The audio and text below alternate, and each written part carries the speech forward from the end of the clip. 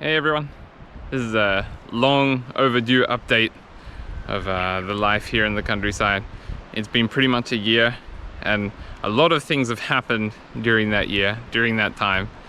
So I'll fill you in on some of that detail and walk you through most of the things that have changed around our land and talk about some of our plans with that. And the view is kind of back to the same as it was about this time last year. And I can tell you now from living here after a year, I am kind of dreading how it's going to turn green and into a jungle sometime soon. But we'll get to that when we get to that. It is still beautiful, but it means I have to cut the grass. I'm always complaining about that. Alright, so let's take a walk around. Starting with the house, some of the decoration is gone, but in general it's kind of the same. Take a walk up here towards the front of the house. Got rid of some of the moss and things like that, and from the outside I guess not too much is different. Some things have fallen off the fish pond here, and actually there was a kind of shaky looking, I wasn't very confident with it, but there was a way to take the rainwater from the drain there and put it into the pond, but you can probably see that I need to actually pick that up. It has fallen over, and so it had to be replaced with this temporary solution here, but that's actually working pretty well. And yeah, the drains are an issue. It rains really hard these days, so that is something we have to worry about. I'm ready this year. I don't want lots and lots of grass and green stuff growing there to put ticks all over my legs and arms walking down there.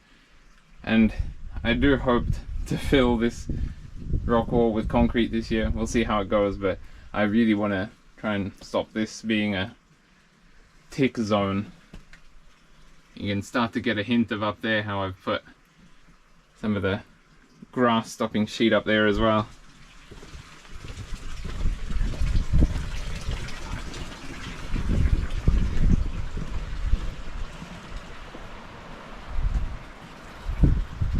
Not much has really changed over that way yet.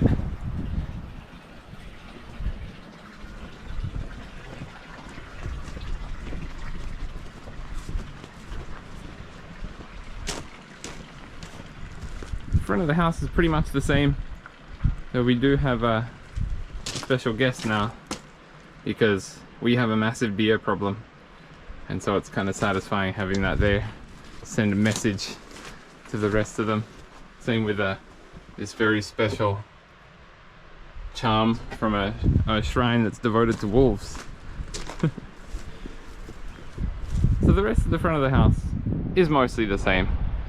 It is kind of funny though that we had birds hit this window twice because it's probably too clean, too shiny, and because of that, yeah, twice they smacked into it, and so we had to figure out a way to block it, make it less shiny. I just found some things and put them there and it seemed to work. So we'll take a walk down to a section of land that I worked on a month or two ago, quite a bit, because I didn't like how it was. And well, there's a few reasons, but I have to mention that sakura and seeing sakura was a pretty major reason for it. Oh, there's an eagle. So we look down here. This ramp is very much the same as it was before, although we start to get into this mysterious pink tape. Have a guess what you think the meaning of that pink tape is. And I should mention that before coming to this area, coming down here on my trusty cheap boots with my socks tucked over my pants for tick protection, I have done the now standard procedure of high percentage DEET spray and fly spray on my boots, and the paranoia gets progressively stronger as it gets warmer. So there's a lot of trees cut down here, and you're about to see a lot more trees cut down. Because this view looked pretty different last year. If I turn to the left,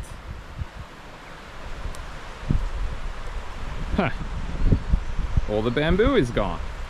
And now we've got a nice clear view to all the sakura on the other side of the river. So it's kind of two birds with one stone. Get rid of the aggressive bamboo that no one had cut for, I don't know, 10 years or something, and looked after it a bit better. And down there is a whole bunch of bamboo.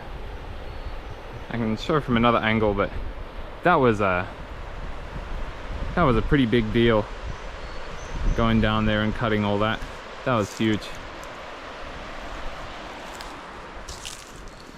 I got very exhausted doing that. I think probably the most exhausted I've ever been in my life, with the two standard tools, or at least my standard tools, of reciprocating saw with a big blade on it, and a thing called a nata, which is not a nutter like you would have, you know, living in your neighborhood if you're in England.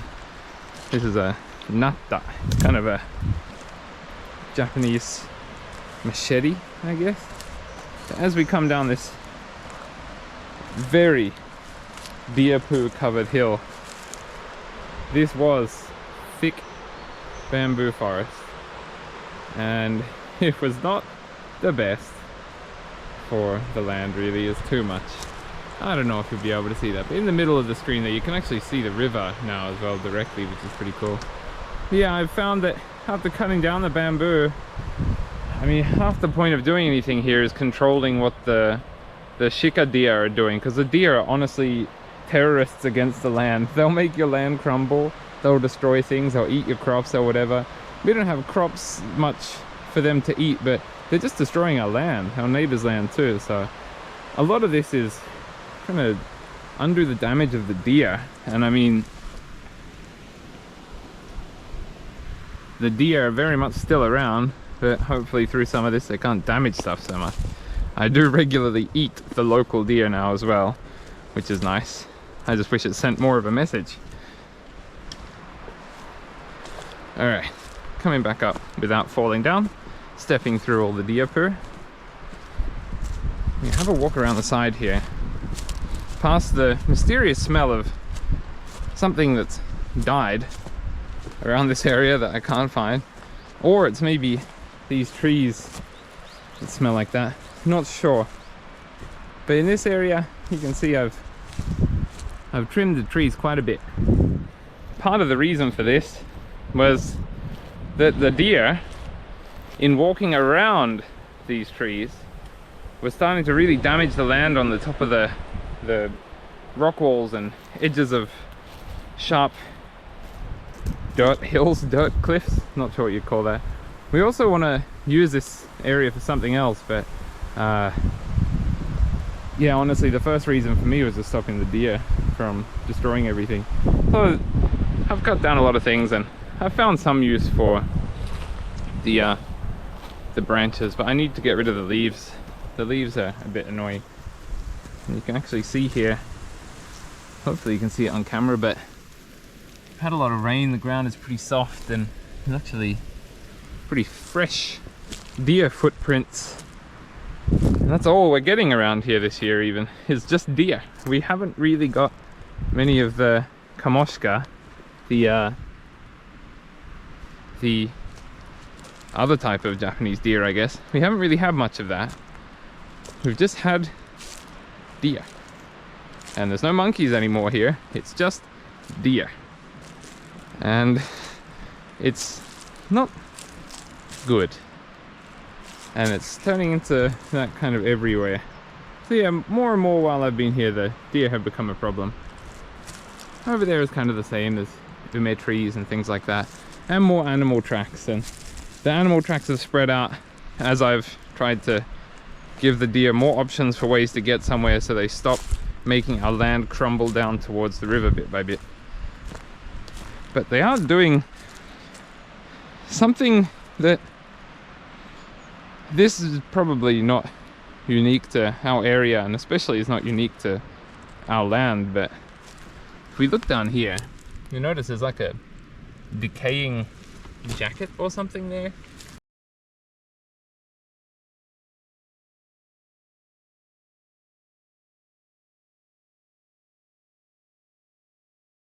And then just over here is a decaying battery that is from God knows when. Here's a spring stuck in like a, I don't even know what that is. And yeah, just bits of rubbish. That's a thing that I found more and more everywhere, is that people in the past had creative interpretations of how to throw away rubbish. And I know I've been told that in the 80s there was a big problem of people not having a way to throw away unburnable rubbish. And yeah, I may have mentioned it before, but people throwing things in the bamboo forest to get rid of it.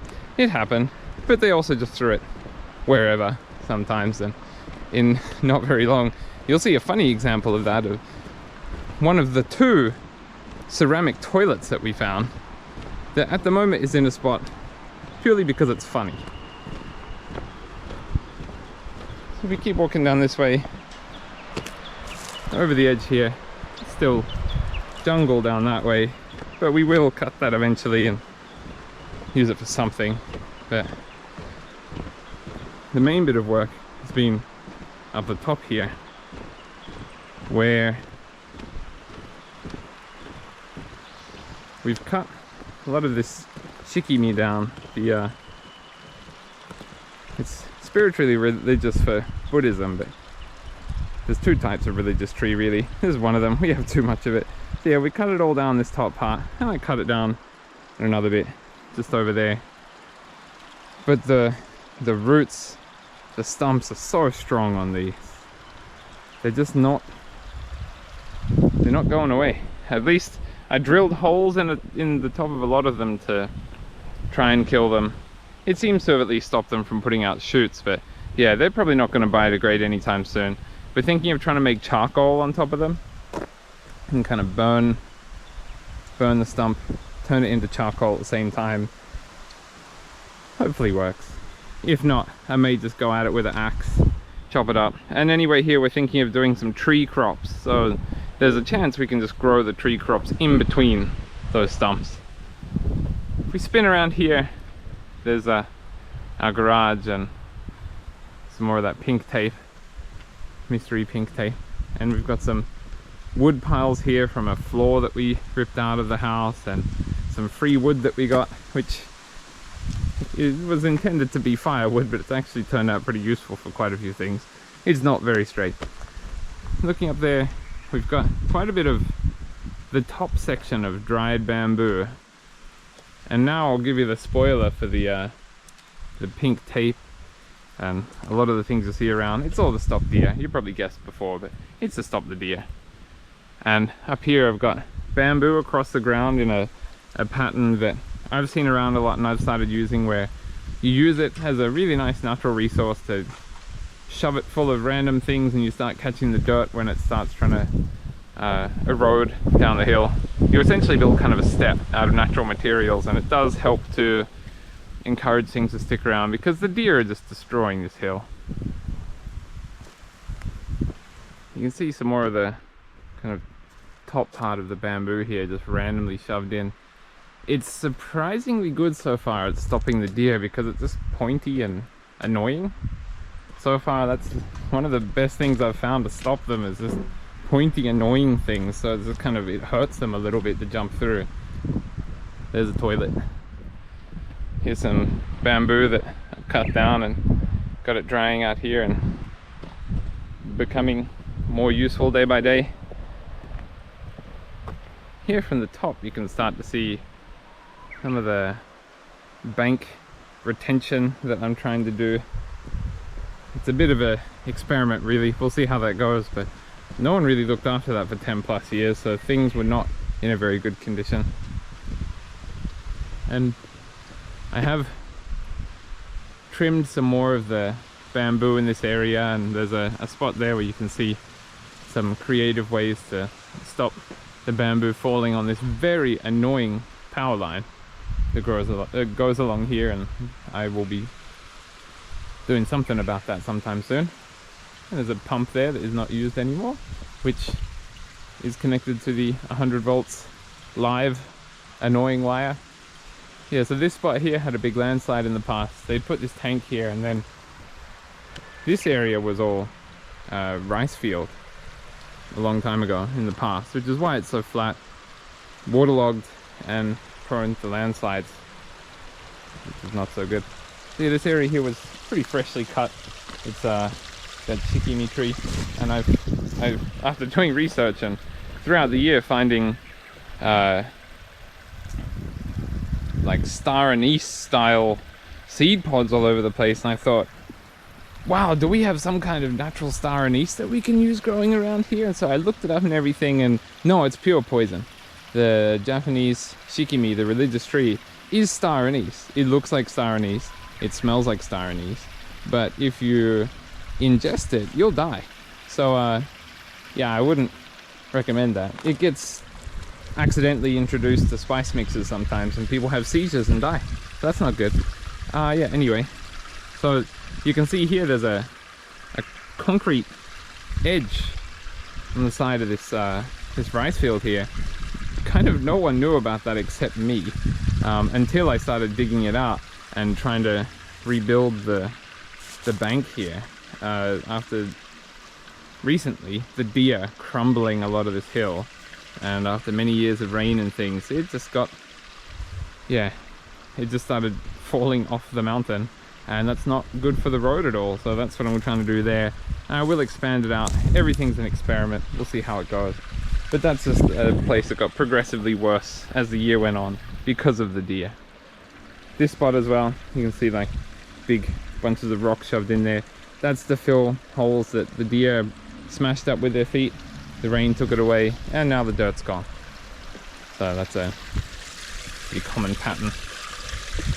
And there's a spot up here as well that I've covered it with dirt now, but it's a spot here that had a huge missing chunk of the curb, and the water had just started digging a hole out of there. So I've put backfill on it. I took a few times of almost trying to, in a vibrationary way, put the dry soil back in underneath the road to fill it in, and after a bit more time, a bit more rain, I'll concrete the top of that and try and rebuild the curb. But yeah, on this side it's pretty much cutting down trees, preparing things, learning how the land is going in the extreme weather. Seriously, you can feel something's off with the weather, and it storms all the time, and there's too much rain, and we had the landslides last year, and there's like little landslides and little things going on. So a lot of my effort has gone into kind of, I wouldn't call it civil engineering, but this kind of engineering. What's the dirt doing? What is the water going to do? Everything like that. And at least the nice thing is working out here is that the view is really nice. Unfortunately, recording this video, I have just missed the time with all the flowers, but you know, it's still pretty good. Okay, picking up again, but this time from the other side, near the big take forest that I cut. I've got to put out a video just after this about cutting the grass here, because I did an experiment last year in about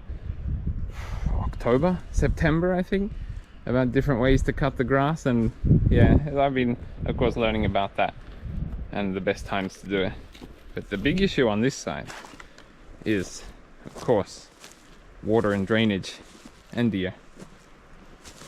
You can see there's some funny stuff going on here. So around the typhoon season last year, I realized that I had to stop water just flying out of this pipe, this one here, and running along the bottom of the rock wall here, and just washing the dirt out. And it is still a huge problem here. There's just, it gets far too wet, waterlogged, soaked, the topsoil will disappear. It's just not a good situation at all. But I've tried some things, and these are all from the typhoon season, except for that white pipe.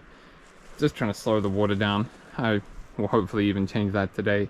But the thing is, there's a little pipe down there that used to connect to the pipe up there. The issue is that this pipe down here that you can't really see, it goes down under the ground, and at some point it came out onto the road, but now it's who knows what. But when I tested letting the water go in there last time, it rained pretty hard. It was just coming out of the ground down there. It's just not good.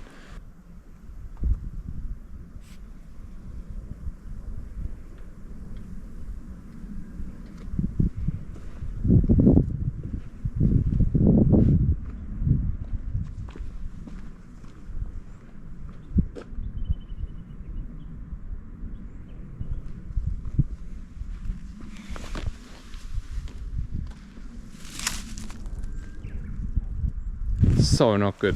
So yeah, there's a fair bit of work like that to go on, and with all the heavy rains and things, I am noticing little sinkholes and gaps and nasty things that you don't want to see happening to your land around the place.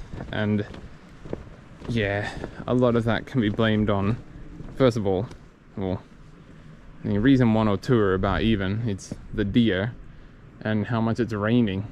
And if we take a walk up to the top, taking about the same path that the annoying deer do when they come up our land, I can even see their footprints here.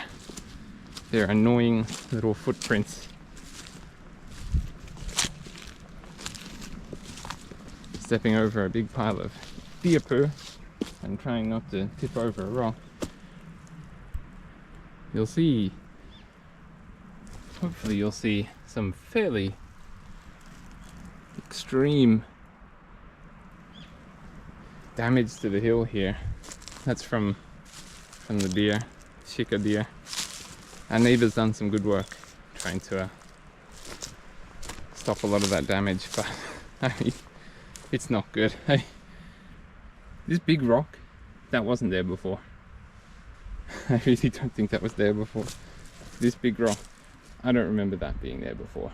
I think it came from a rock wall that was here a very long time ago. So yeah, that's not good. It's worse than I last saw it. Oh well, that's just what happens. But yeah, we are trying to control the deer, and I really hope the Japanese government is going to at least help in a socio-economic way to help improve the situation, because free money or things like that, it's not really the answer to all these problems. And yeah, we need hunters, and we need to encourage people to eat deer. It's pretty good. It's like the most eco meat possible you can get here. The food miles are, yeah, less than 1 sometimes. So around here, not sure how well you can see it, but the deer and the water has started gouging out the hill. There's no rock wall anymore, so that old way of keeping things locked with grass and stuff just isn't working. But it's a thing to look after. Our kiwi tree, I guess, needs a trim. The funny thing is, both of us are allergic to kiwis. So it was packed with kiwis, but couldn't eat it. Our ume trees here had a really nice harvest, so that was really good.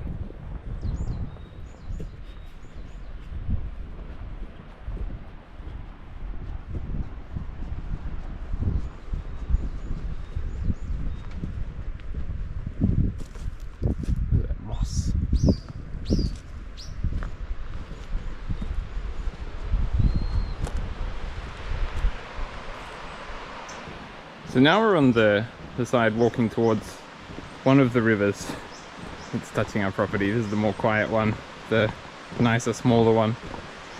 Yeah, no, I wanted to give an update on what's happening with us since we moved in, and a lifestyle update. So during the videos last year, I mentioned how we had started doing guided tours and things like that because we love this area so much. We wanted to share it and to make our lifestyle work here. Tourism was definitely an area that had a lot of opportunity, and I mean, this place deserves it, so it made a lot of sense. So since then, one of the reasons why I hadn't really updated anything for a while is just we became very, very busy. So one of the things is that in Japan you can't sell package tours unless you have a license. So she got the certificate, and so it was kind of all hands on deck, planning and doing all these official steps and making connections and finding out our options like very quickly after all this happened. It's only once a year that you can do the test, so it was a very quick thing. She did really well, and so yeah, since that time it's been just hardcore planning for that. And nice little waterfall. And yeah, so that's the main thing that's been keeping me busy and unable to really update so much, is working on those package plans, and also our guided tours, like trying to learn a lot of the history and nature about this place. There's so much, and somehow now my wife and I have kind of, compared to some people, become the experts of our local area because we've studied it for, you know, hardcore for about 6 months. So we have people that have lived here their whole life asking us questions about, you know, the history and culture around here. So that's something that's happened as well. But with the guided tours, it's been a lot of fun, and we're getting more guests through and improving that, and it's connected to what I spoke about in one of those videos a while back. I definitely think running your own business when you're in the countryside like this, I think it really does have a lot of benefits. Like, you've got to work hard in any kind of business out here, but if it's your business, it feels pretty good. So that's been going on, and there's lots of events, like especially the end of the year in Japan, ceremonies and matsuris, and we're getting involved in kind of 2 communities at this stage, which is kind of awesome. Our own community and the community at Mount Horaiji, at the Kadoya, the main village that has been sort of servicing people going to Mount Horaiji for over 1,000 years. We're quite close to the people there now, and yeah, just working together with them on things and other projects. Personally, thinking about the year that I've been here, I've now experienced a full cycle of seasons at our house, and it was a very extreme cycle of seasons last year, with a hot, terrible summer and a too warm and not very good winter, and double the typhoons and things like that. It's been a real test, and we had too many bugs and things like that. So I've kind of been through the trial by fire, and I'm much more ready for what is waiting for me this year. And it's something that I've mentioned it to another person that moved in somewhere recently, another foreign person that's moved in somewhere close recently, is really, you don't really know what your area is going to be like until you spend a whole year there, especially your house. And I don't know the best way to handle this other than, if you're a resilient person and you know you can kind of do anything, it's probably 100% fine. But if you're sensitive to something, it's probably best to visit once a season, that kind of thing. Figure out how you can handle it, or what you need to do to make it so you can handle it. And yeah, it was surprising how different things are between the seasons. It feels kind of odd being back in this kind of comfy, now slightly too warm, but you know, things are turning green, it's beautiful, flowers. It feels strange being back in this situation after a fairly extreme summer and a winter that was too hot but also snowed a bit more than normal sometimes. It's been strange, but I really do appreciate now how things are each season, and it gives my mental list of priorities much more priority, I guess. It's one of those things that I think I mentioned it in another video, that you really do need to know what your priorities are for your land, your house, your job, things like that. And for us, there's a lot of things we wanted to do with the house that kind of mean nothing if we don't look after the land a bit better. And then the money thing is always a big influence on that. So more and more, you know, I'm getting these factors that influence our priorities. And I do like how, in some ways, having about 4 pallets of plywood sheets is a way to solve a lot of problems, but not all problems. And it's expensive now, but at least there's a lot of things I found that I don't need to get a carpenter for if I follow some basic rules. And I don't want to start encouraging DIY architecture, but there are some topics I feel I should touch on in the future that cannot be used to you know, it's not professional advice, and I'm not an architect, but there are things that you can do DIY that can knock a lot of the cost, and maybe not concern, the cost out of things that you might need to do. So yeah, that's a big thing of it, really, is priorities and having the full year and lots of information. One of the biggest things, I think, is learning from the people around you when you can. But I would encourage a balance between your own intuition and the intuition of the people around you, because if you look at it from a higher level, someone's recommendations of what to do in a certain situation are influenced by their cultural background and their traditions and history, and that can even change family to family. But a big thing is that someone's personal level of comfort or security or safety, or how much they want to spend money, that kind of thing, it all differs wildly. And it's one of the things that we found from the construction company we still have a relationship with. We were going to start by using them for lots of things, but the standards were different. Things weren't going to play out the way that we needed them to play out, in the cost that we needed it to play out in, and the priorities were kind of different. And as an example, there's a lot of really, really nice houses here, beautiful, amazing old houses. There are people that would give up anything to afford this kind of house.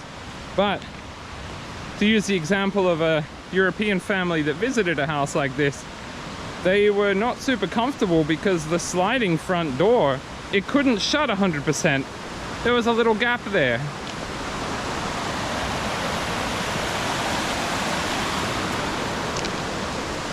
And what that little gap meant was that mosquitoes could get through that little gap at any time and get into the house.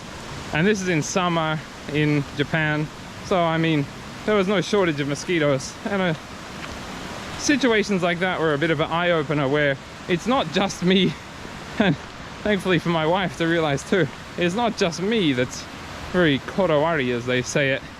And I'm picky, but lots of other people are picky. Everyone's picky compared to everyone else. And as you choose the things you're comfortable with, you have to start choosing the advice that you'll take and the path that you'll take based on what ends up with something you're comfortable with. That is unfortunately why people end up in apartments a lot of the time. But there is a way to be in these kind of houses and prioritize your sacrifices to end up with something that works for you.